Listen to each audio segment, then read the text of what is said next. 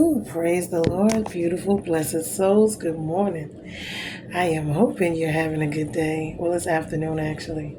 I know most people are out celebrating the holiday or the independence of, but I have been trying to get this word out. It is a good one, too. And it is a reminder to us. I've been reading in the book of Job. I'm not going to go all the way into it because I'm still reading it, meaning I'm not going to read it to you word for word, but I'm going to briefly just discuss the book of Job. It is very important that we understand what God is looking for in us, what our tests and trials are about. We must understand this because,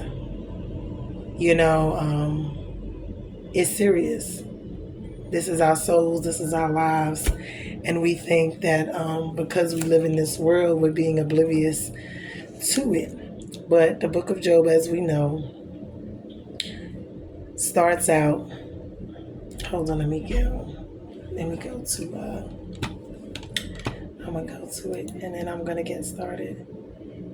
Lord, just let me, I ask that you just let me convey what it is you want me to convey.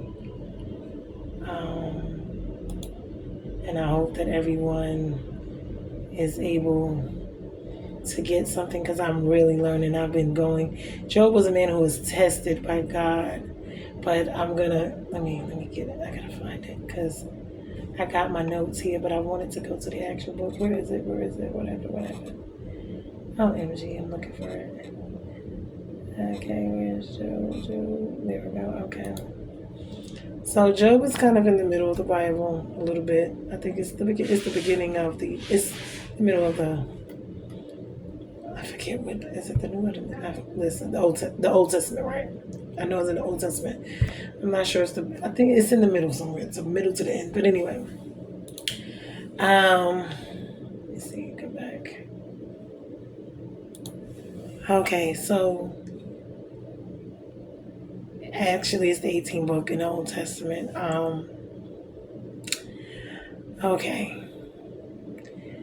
The book of Job, it consists of 42 chapters. It focuses on three major items or themes. One is, and through two is where Job is introduced as a godly man. Now, in the land of Uz, and Uz, because Job comes, his lineage, let's just talk about that. I believe they talked about Jobab in, the Noah's time? Well, in Abraham's. I'm sorry. But Job was the son of Aram, which was the grandson of Shem, which is the descendants of Noah. Job's name actually means persecuted, enemy of anyone, meaning hated, and an enemy, I guess, of anyone.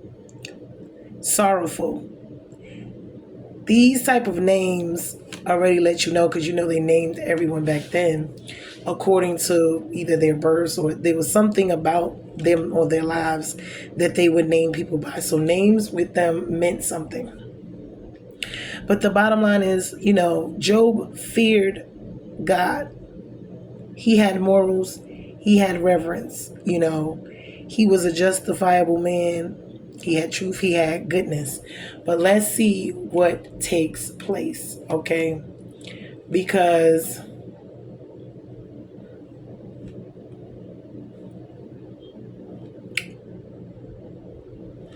here we go. Then in the land of Uz was a man named Job, which is Uz was Edom or near Edom. And he was blameless upright. He was one who feared God and turned away from evil. There were born to him 7 sons and 3 daughters. He possessed 7,000 sheep, 3,000 camels, 500 yokes of oxen, and 500 female donkeys, and very many servants, so that this man was the greatest of all of the people of the East. His sons used to go and hold a feast in the house of each one on his day, and they would send and invite to their 3 sisters to come and eat and drink with them. And when the days of the feast had run their course, Job would send and consecrate to them And he would rise early in the morning to offer up burnt offerings according to the number of them all. For Job said, it may be that my children have sinned and cursed God in their hearts. So thus Job did it continuously. So he was sacrificing to protect his children from God, from being under God's wrath, which already lets you know that just by him doing that, his mindset was totally different from even rich people or most people that lived in that region. So what happened was, now there was a day when when the sons of God came to present themselves before the Lord, and Satan also came among them. So this is up in the heavens. There was a day when the sons of God came to present themselves before the Lord, and Satan also came along with them, among them. And the Lord said to Satan, from where have you come? And Satan answered the Lord and said, from going to and fro on the earth, and from walking up and down on it. And the Lord said to Satan, have you considered my servant Job? So this is God. He's bragging about Job. That there is none like him on the earth, a blameless and upright man who fears God and turns away from evil. Then Satan said to the Lord, does Job fear God for no reason? Have you not put a hedge around him? Meaning God has protected him, and his house and all that he has on every side. You have blessed the work of his hands, and his possessions have increased in the land. But stretch out your hand and touch all that he has, and he will curse you to your face. And the Lord said to Satan, behold, all that he has is in your hand. So this is like something with him and Satan. Let's see how this is going to play out. God is saying, I know my servant. I know Job. He's not, whatever we do, whatever's going on with him, understand something. Whatever I allow you to do to him, he's going to come out of it. He's not going to curse me. So this is, see, Satan and God. So God told him, only against him, you can only do against him. Do not stretch your hand to Satan, and went out from the presence of the Lord. So God is telling him basically, you can do everything to him, but you can't kill him. See, the devil has no power to give life. So he doesn't have the power to take it. So everything we see in this world that goes on, honestly, is because God allowed it. And when I say he allowed it, it's because if we find ourselves in certain situations or we're doing things, even in this situation, actually, Job was not doing anything wrong. He was actually doing what God wanted him. But see, because Satan is who he is, and because God let him know, listen, although you may have all these other ones, I got Job. Job loves me. Job worships me. Job is obedient to me. And so the devil does not like that. So, of course, he is the accuser. So I'm going to get into my notes. So, Job feared God. The moral and the reverence he feared. Now, hold on before I get to that. Okay, so now I'm going to read this other part. Now was a day when his sons and daughters were eating and drinking wine in their oldest brother's house. And there came a messenger to Job and said, the oxen are plowing and the donkeys are feeding beside them. And the Sabians fell upon them and took them and struck them down. The servants with the edge of the sword, and I alone have escaped to tell you. So this gets into all of the things. So basically the devil was allowed, or God allowed the devil to tempt him, to test Job, to see if he was going to be faithful. Meaning, if God took everything Job had away from him, from his children, his money, his power, his everything, would Job still worship God, or would he curse God like Satan said? So this is where we are in this world. We must understand who Satan is. God allows things, because I've been going through, and I've been asking, and I've been going back and forth with God about some things. So now God uses storms for the bad and for the good. It is to fulfill his will in the lives of his children. It is sometimes for testing. It is for growth. It is for you to see also who you are during these storms.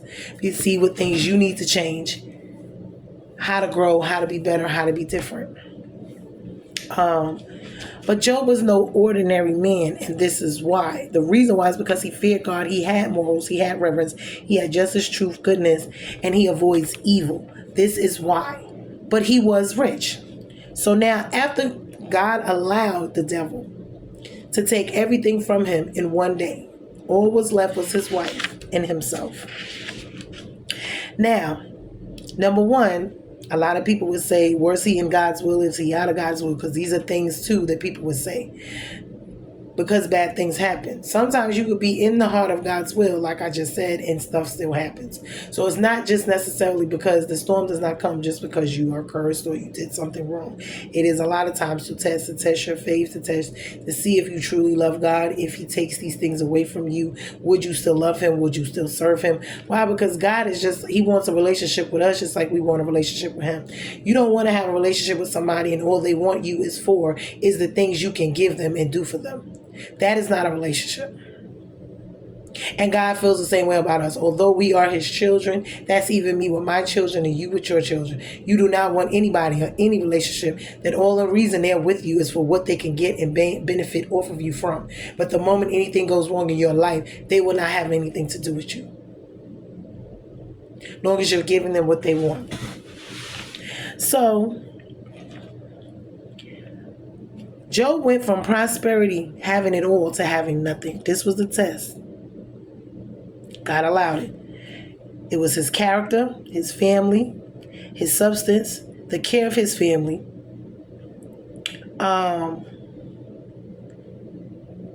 and only secular rewards, meaning the outward things. These are the things that were tested. Satan accused Job only because he was obeying and loving God. And his accusation or his charge was, because he is the accuser. Satan is the accuser. That what he is. Satan means accuser. It means adversary. It means opponent, opposer. His charge was Job only obeyed and loved God for what he can get and gave him, not for God himself. So that was what he was saying. Basically, Job don't really love you. If you allow me to get at him, you're going to see how much he really loves you. He's not going to continue to serve you. He's not going to continue to love you. He's not going to continue to praise and worship you. So, like I said, this most popular belief in this world, and this was back then as well as now, is the fact that prosperity and well-being are proofs of godliness, which is false, because we see this right now. And that suffering was signs that God was either rewarding or punishing a person. And according to if their life was good or bad, as we could see, this book contradicts that completely. This whole story contradicts that. So what we think we be knowing and we think we be scholaring, his ways are not our ways. And this is what we understand this at. So, who really loves him? Who really follows his will? Who really is going to pray? Who really is going to sing? Who's going to worship? Who's going to, brag about God? Who's going to love him even when they have nothing, when God is not just pouring out all these blessings? Because remember, it's just our life, our health, and our strength, and being here in our right mind. That is grace and mercy each and every day. That is a blessing just yet of itself. The fact that we're not in hell, the fact that we are living, the fact that we are breathing, these things in itself, the fact that God allows us to be here and live are in itself blessings. So even if he doesn't give you anything else, your life, health, and your strength, being in your right mind, these in itself, are blessings. So God said to him, have you studied him?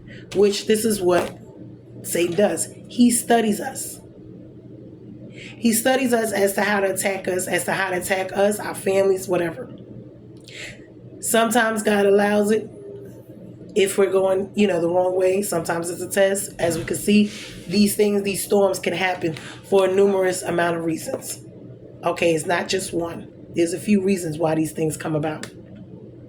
So the accuser, he seeks failings in us. That who Satan is. He's our adversary. He is our opponent. He is always charging us with things. He's always looking to see where we fail at. This is his charge, him and his wicked ones to God. See, they're not doing this. They're not doing that. They're not doing that.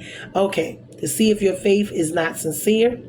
If if your devotion is really to God, if it would disappear, if God didn't give you what you want. God allowed Job to be tested, everything removed from his life except for his soul, even down to him having boils on his body. As far as Job was stripped to the point of down to his body. Everything, even when I say boils and sickness, even down to his body. The only thing that was off limits was the devil couldn't take his life, meaning his soul. He could not. So everything else he could do to him, he could make him sick. He could take his all his children, which is what he did. He killed all his children. He killed all his cattle. He killed all his wealth. He took everything. Job in one day went from having everything to having nothing. This is why we have to be very careful, because understand something. The world as we see it is changing. When COVID hit, we see a lot of things change. We need to pay attention to what is going on around us, because it's not about these outwardly things. It is not about money. It's not about power, not about fame, fortune. All of these things are subject to change at any given time in this lifetime. These things should not be worshipped and or idolized, and this is why. Why? Because at any time you can have everything, and the next day and next minute you can have absolutely nothing. But as long as you have God, you have everything. This is the one thing that people do not understand. As long as you have God, you're still here, you have everything. Because you can get all those things back, and even if you don't, you still have your salvation. You still have your life, your health, and your strength.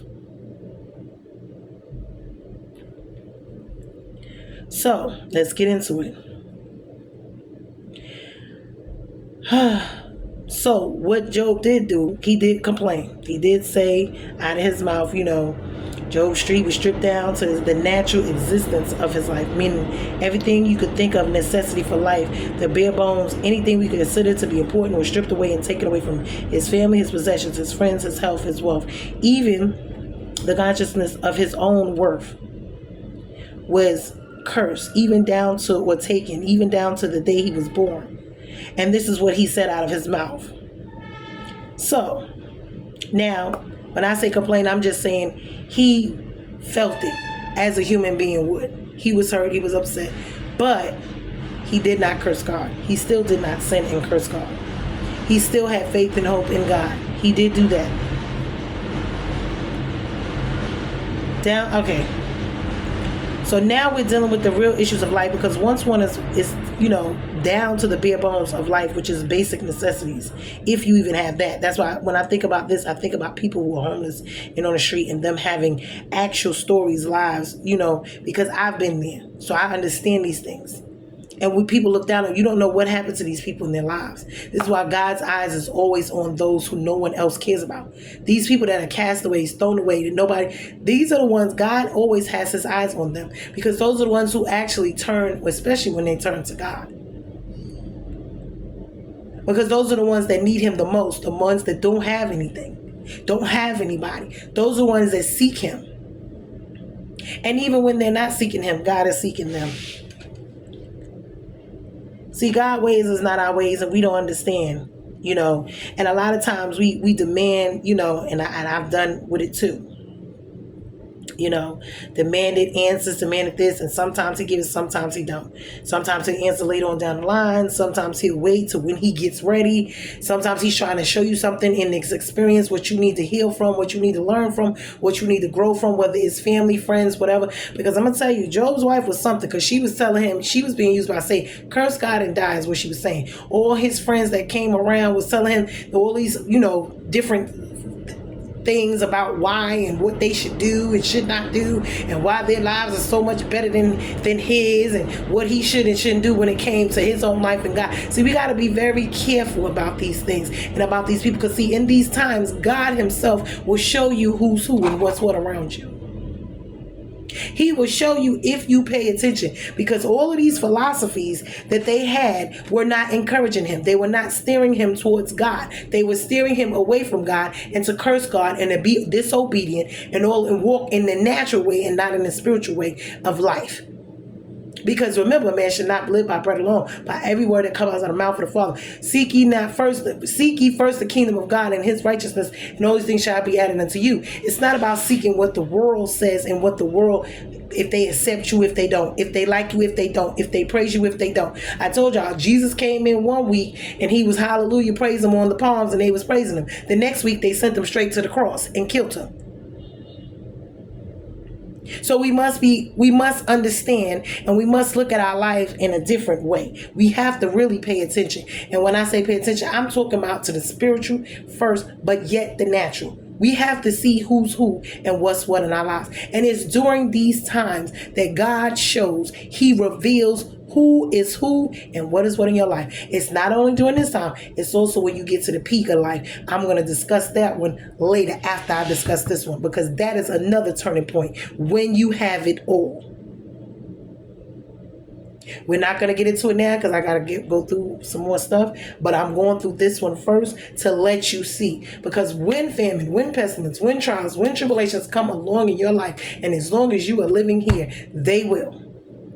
The devil is not asleep. Him and his evil witches, warlocks, or whatever they got going on, they do not sleep. They do not rest. They are up 24/7, figuring out ways that they can do what they want to do to interfere, interrupt, steal, kill, and destroy us, our lives, our families, our friends, everything we love and care about. This is what they're doing.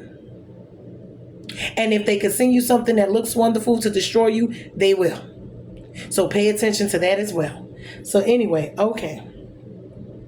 So now we're going to get into, I really want to get into the people that were around him, because this does not help the situations. Now, it talks about his wife and how she just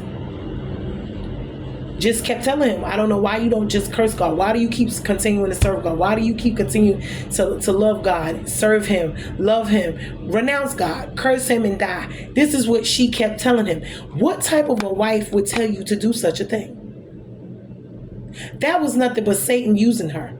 Okay? And this is what I mean by when you are on your deathbed, when you are going through all of these things and all of these people are around you and they are not thinking about you, but they're thinking about themselves, what they can get. They're thinking about everything but you and not telling you that God is the way. Pray, fast, worship. No, I'm going to pray with you. Instead of saying that, no, curse God and die. No, go do this, go do that. They want to tell you everything opposite of God. Send you in the opposite direction when at this time, God is the only one that can help you. These people and places and things cannot help you. They cannot help you. They cannot add or take away nothing from your life and your soul. They cannot do nothing for you. The only one that can help you is God. So that is the one you need to be turning to. And this is another reason why these storms come. One, God is revealing to you who is around you, who he is in your life, what changes you need to make. What you really had going on in your life, why you thought it was so wonderful. Now you see it wasn't really what you thought it was. Pay attention now. See, this stuff gets deep. He reveals, he exposes, he lifts the shades off your eyes. But for you and your insides to see yourself, prideful, arrogant, all of yeah. And he also looks at lets you see others. And he lets you see him in the situation. See, all of it works out. We got to be paying very close attention, honey. This is why people, places, and things, honey, around you, if they're not pointing you in the right direction, you need to get away from them. They don't mean you no good. And a lot of times, even when they are, Satan could use any and everybody.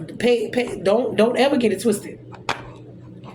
So also, his friend Eliphaz, Bildad, Zophar, these three friends, long standing, they've been friends with him for years, were the same ones. They thought they were philosophers. They thought they had all the answers for his misfortune. They thought you can't do this, you don't mean, you see? But see, God's ways are not our ways. And although they may have said all what they wanted to say, that was not going to help him, and that wasn't the answer either. People got all these remedies. And not now one of them is one that's of God or one. No. Only one had answers for you is God. And that's the one you need to cling and hold on to.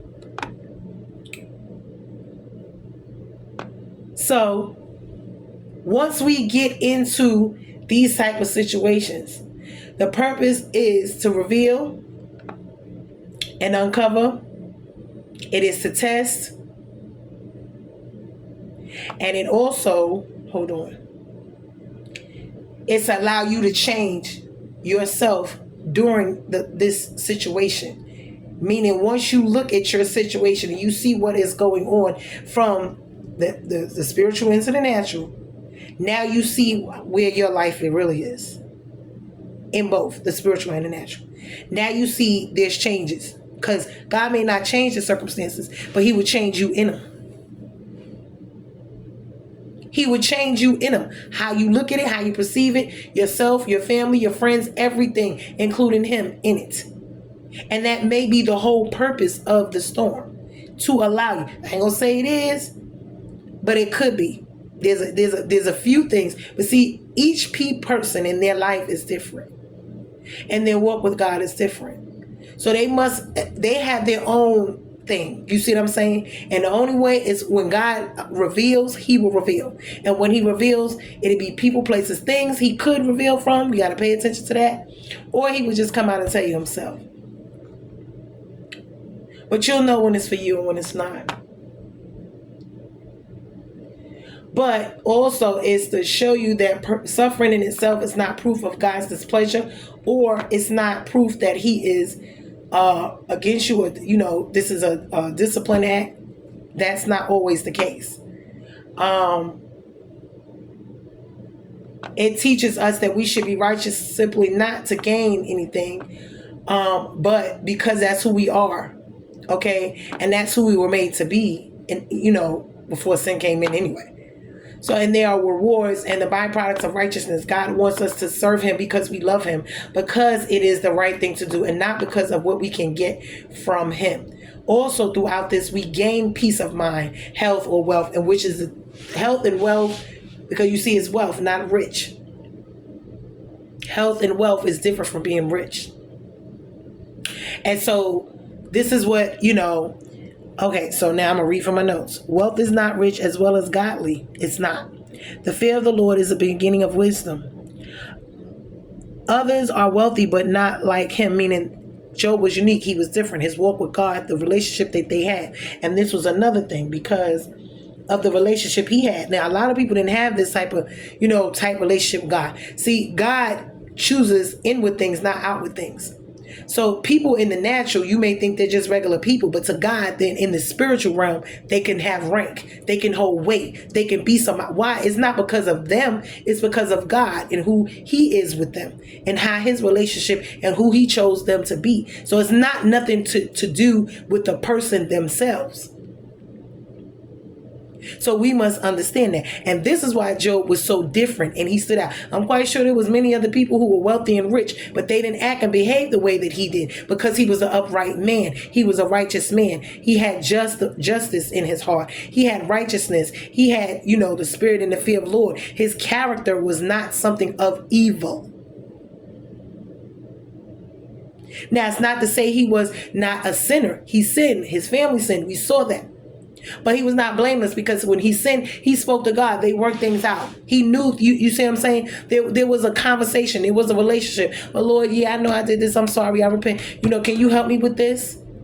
I'm struggling with this. This is the type of demeanor, the humbleness that we're going to change for our walk with God. Why? Because we love him in certain things he don't like. Why would you want to do things to a person if you know that they don't like it, but that's what you're going to do to them? That's not love.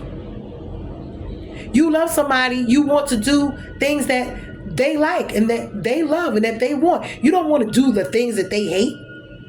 That's not going to draw them to you and make your relationship better. That's going to draw you away from them. That's going to push that person right on away. So when we interacting with God, it's the same thing. We want to have the relationship. We have to do what he wants us to do for the covenant, for the love. Why? Because this is how you interact with somebody you love. You gladly do what they ask you to do when you love them. You wake up every day looking for ways to please them when you love somebody. But when you don't, you looking for a way every day to make their life a living hell.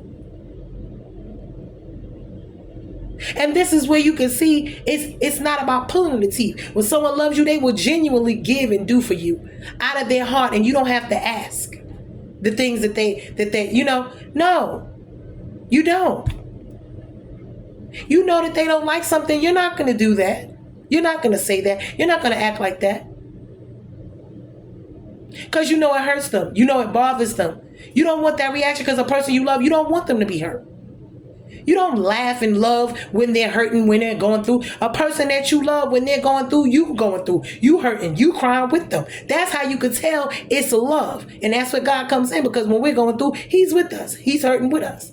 He loves us. He doesn't want that for us. But when people crack smiles when you're doing bad, and when they throw cheap shots and they show you all of what they got going on and they don't care nothing about, that's throwing it in your face. That's not love. That's just rubbing it in. So we got to be careful of what we doing here. With ourselves, with others, and with God.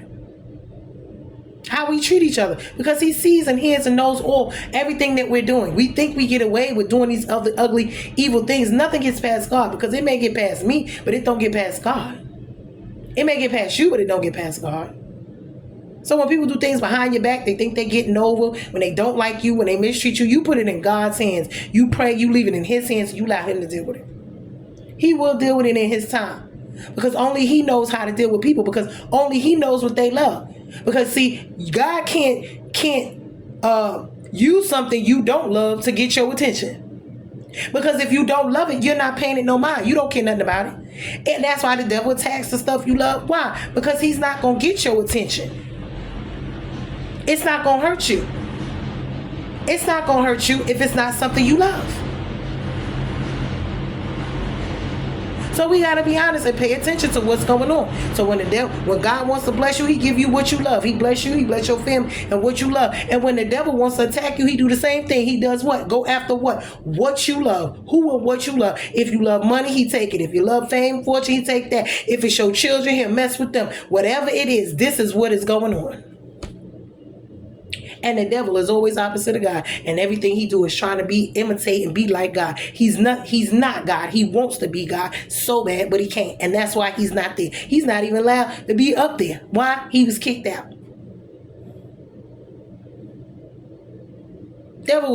Hell was created for the devil, not for human beings. But see, he tricked us, and now we following along with him. And this is why and God allows it. Why? Because when you doing certain things, we have free will. So we must be careful. So in this, Job's character, his relationship between God and man, because he had a good relationship with God, but he also had a good relationship with man, which is what we're charged to do. He was not an ordinary man. Grace and mercy, trust, obedience, these are the things between him and God. They have their own relationship. That's their bond. You have a relationship with your children or somebody, and you got a good relationship, and y'all know each other. Y'all intimately know each other. You know the little secrets. You know all of these little things, the good things, the bad things, but you love each other in spite of all of that. You see what I'm saying? And it works. It works on both ends. Because it's not supposed to just work on one. It's supposed to be reciprocal. This is a relationship. It's not a one-way street. It's a two-way. It works both ways. We're both doing these things with each other if we love each other. There's things we're going to give up for each other. There's things we're going to sacrifice for the relationship. If we really want this, if we really love each other, we wouldn't mind giving up certain things. If I know this bothers you, I'm going to give that up. You know that bother me, give it up. Come in the middle, come in agreements on other things. How we could, you see what I'm saying? But see, this is what relationship is all about. But see, people just want to be selfish. It's one-sided. You can't be that way. Because if that's the case, being in a relationship by yourself, if it's all about you, it's all about what you want, how you want to do it, when you want to do it, nobody's going to be with you like that. When it's a relationship, it's about both people. Both parties involved, both interests, everybody, mind, spirit, mental, emotional, financial, physical, everything is different. You got two entities coming together, so you got to understand something. It's not going to be just, willy-nilly coming together. No, it's going to be a lot of meshing. A lot of stuff got to be given up. It's going to be a lot of little stuff going on, a lot of restrictions. Yeah, a lot of, back and forth. Why? Because this is what relationships are. But see, when it comes to God and Job, they were cool. Even when this was going on, Job knew that God is either one going to deliver him No matter what he was going to heaven with him, no matter what the relationship he had with him, he held on to it because that's who he loved. It wasn't about all these other things. He loved God in spite of all of that. He held on. He didn't curse God. He waited. And in the end, what he said was, okay, because this is the question. Our relationship with God, this is the reason for the storm. Why do we worship God? That's 2. How do we react to God when he don't give us our way and give us everything we want? These are the 3 main reasons too, where you may be in a storm or have storms or have things, difficulties going on in your life. Because where do you stand with God? These are testings. Will you throw them away when you're not getting your way? When you're not getting what you want from him? So this is what Job said. He said, naked I came out of my mother's womb, and naked I shall return. Jehovah gives, and Jehovah takes away. And this is the truth of the matter. In life, this is going to happen. God is going to give, God is going to take. Whether it be through us, through Satan, through whatever is going on, through our own mishaps, our own decisions, whatever it is. But what are we going to do? Where is our relationship going to stand with him? Why do we really worship him? And how are we going to react? Because anybody can serve him when things is wonderful. But will you still be able to serve him and love him and do the same for him when things are not? This is the true test. And this is with any relationship. This is with your job. This is with your family, your friends, your kids, your spouse, whatever relationship you may have on this earth. But there's none like him. Because no matter what we do here amongst ourselves, the love that he has for us is never going to be what we have for each other. Because it's a different type of love and we don't know how to love the way that he loves us. But he's trying to show us. Walking with the Lord, you're not sinless. But you may be blameless. Pay attention to who's who and what's what in this world. Because everybody in their relationship with God is just not the same. God regards some with different respects than he does others. And it has nothing to do with their outward appearance, what they have in life or what they don't. It's about this and it's about this when it comes to him. Because he sees and knows your heart and your motives and intentions, your thoughts, before you even think them. Yes, he already sees his and knows them. So you can walk around with this mask on all day to other people. They don't know you. They don't know it. But God does. So when he reverends people, we must understand that there's a reason for that. In the natural world, they may be just some nobody. But in the spiritual realm, when God looks down, as long as he is pleased with me or with whomever, what the world say don't matter. And what they do don't matter neither. Because ain't nothing gonna happen and not happen unless God allows it. And if he allowed it, it's for a reason. It's for a reason. And it's for a season. Now I see Job went through this for a season. When I went through stuff in my life, I noticed it was a lot more. And my brother Bendigo was talking about this, about these spirits and about, how we be getting attacked from generational stuff. So we have to pay attention. There are witches, there are warlocks, there are things out there. And when we see that we're going through things and they are just, now I know God is revealing things to me in my own life, revealing who, what, when, where, why, and how. It's not all at once. It comes, as I go through things and as me and him and our relationship evolves as well. So I just want to share this because this is something that I myself am learning and had to deal with and am dealing with. Because remember, these things, as long as we're living, things are going to be going on. You may heal now and other things may come on down the line later. They may be residue. You may have, but trust in God, obeying him, walking in his will and his way. These are the best way. And having more than anything, a relationship with him. And it doesn't have to, it cannot be about things. You have to love God for him. You have to love God for him. And if you want someone to love you for you, you have to love them for them. And they have to love you for you. This is how this goes. And anything outside of that is just superficial. It has no depth, it has no width, it's not gonna last. It has no root, it's not planted, it's not, no. Anything come along is gonna wash it away. It's not gonna last, it's not gonna stand. And those are the reason for the storm, to see if can you last through the testing.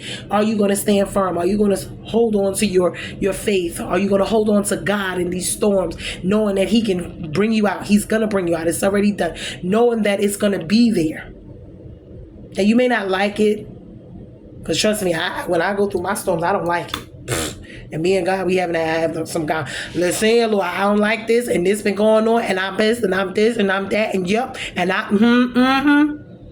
and he be like, Tabitha, because he know my attitude, and he know my mouth, and he know all about me, because I'm like, Lord, now you already know. These folks is trying me today. When it come to cussing, fussing, certain things, God is working with me. Although I'm saved, I'm a sinner, saved by grace, and I'm walking this thing out. And there's good days and bad. I'm like, Lord, what is going on today? And I be pissed. And I know he be sitting up there laughing at me like, yo, she is crazy. Like, yeah, my daughter, I love her, but she is something else. He be laughing like, yo, what is wrong with this girl? Why is she acting like that today? Why is she doing, yeah. Now, didn't I tell you not, Lord, my bad. My bad. You know I'm trying, but you know that right there was just going, Lord, please help me with this. I'm struggling with this area. You know this ain't me. You know I'm struggling because certain things be pissing me off. And you know they piss me off. But help me, Lord, help me. So I hope that this is going to bless and help someone, because it sure has been helping me. And when I tell you it has been, this walk is something else.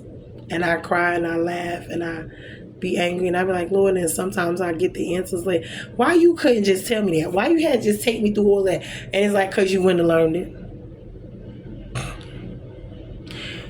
It's a lot, y'all. And every day we are learning. Every day we are learning.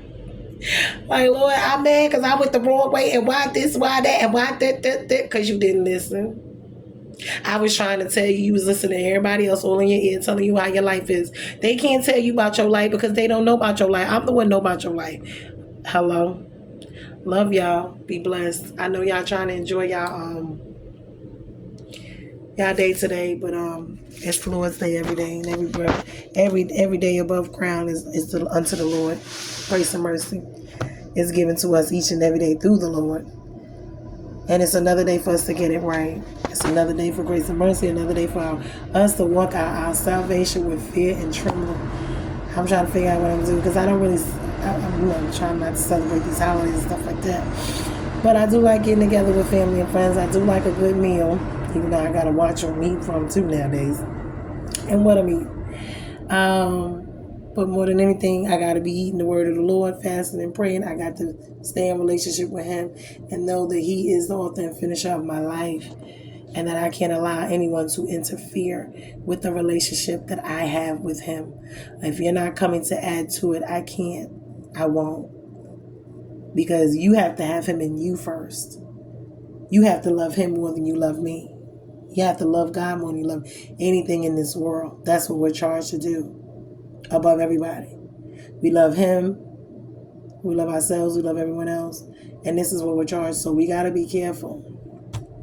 Because we put all these idols, and I remember when they came out with American Idol, and I was like, ooh, here they go. They just outright with it. Because you're not supposed to have idols.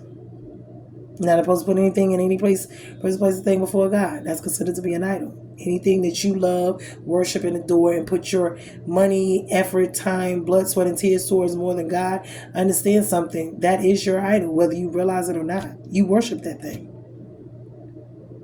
It could be a person, a place, or a thing. Men, be careful, because y'all be running around here worshiping women and sex. I'm going to get into that one later. Ain't got time for it right now. But that's going to be another one. Yeah, because we need our men, and we need them to be, with all that's going on in this world right now, they're the heads. There's nothing like when a man prays to God. Because remember, Adam was here first. We need our men to get right. We need them to get back in alignment with God. We need them living for God.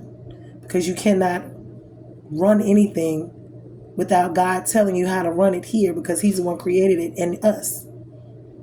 So the men need to be following God while we follow them following God.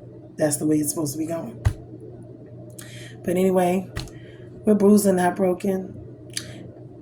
Be blessed, my beautiful souls. Enjoy food, family. I know it's not these are called pagan holidays. I just tell God, honey, I just like the fellowship with my family and friends during these times, because although I don't believe in all this stuff, and I do like the fellowship with my family and my friends during these times, because usually you don't get together, that often, just a couple times a year that you're able to. Everybody has to work and all that other stuff. So everything the devil meant for our bad, God turns around for our good. So I love you guys. Enjoy your day. Enjoy your families. Hope everybody be safe and be blessed. Be mindful, because stuff goes on, during these times of, festivities. The devil likes to. So be mindful in the spiritual and in the natural of what's going on. And enjoy yourselves. Be safe. Love one another. Have fellowship. And don't forget God. He has to be everywhere you are at all times. Never leave him out in everything, any and everything in your life. I don't care what it is, what decision, your job, your everything, your children, your finances. God needs to be in everything. He needs to be involved. You need to ask him about everything that's going on in your life. He's the one who needs to be guiding you and helping you make these decisions, because he's the one that got your best interest. He's the one that had the answers of where you need to go, what job is for you, what this, what that. This is what you need to be hearing from him. But anyway, love you guys. I hope this message blessed someone, okay? And it really blessed me, because, honey, when you going through these job situations, baby, it seems like my whole life was a job situation. I'm like, Lord, what is this about? What is this about? We need to have a combo, because this ain't about the... But he didn't let me know. Everybody's path and walk is different. And this just happened to be mine. But be blessed, you guys, and enjoy. And be, more than anything, be safe out there. Be prayed up. Be mindful, be watchful, and be safe, okay? Love you guys. We're bruised and not broken. Later.